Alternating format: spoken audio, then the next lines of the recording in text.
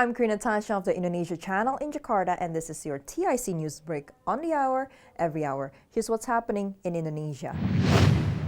The government spending on fuel subsidies is ballooning due to the higher-than-expected global oil prices and disruptions in supply chains. The country has spent 116 trillion rupiah, or $7.9 billion in energy subsidies during the first 7 months of the year. They include the cost to provide and distribute 16.8 million kiloliters of subsidized gasoline product called Pertalite, which sells at as low as 7,650 rupiah, or $0.5 per liter during the same period. The targeted Pertalite supplies throughout the year are put at 23 million kiloliters, and it could exceed the target given the current rate of consumption. The government predicted that Pertalite consumption will reach at least 28 million kiloliters by the end of the year.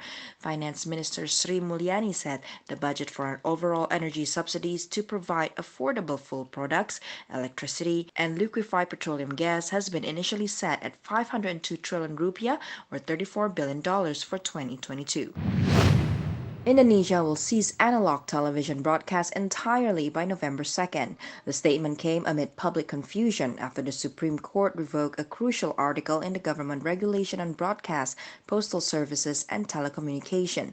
The Supreme Court orders the annulment of an article stating that all broadcasters shall lease multiplexing slots from multiplexing providers. The ministry argued that the ruling doesn't by any means prevent the government's digitization push, which is also included in the regulation.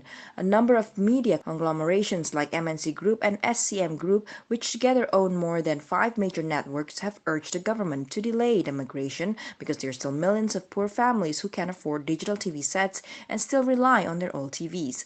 The August 2nd ruling was awarded to Lombok TV, a small, relatively unknown broadcaster in West Nusa Tenggara, that lodged a motion to the Supreme Court to overturn the multiplexing service lease. In the financial markets, here's how stocks and the currency open in Jakarta and around the region.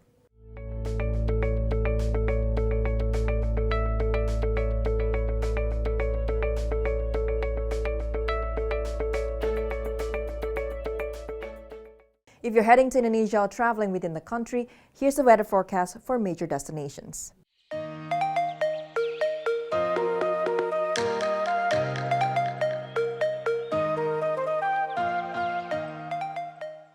And that's what's happening in Indonesia. I'm Queen Natasha with your TIC News Break.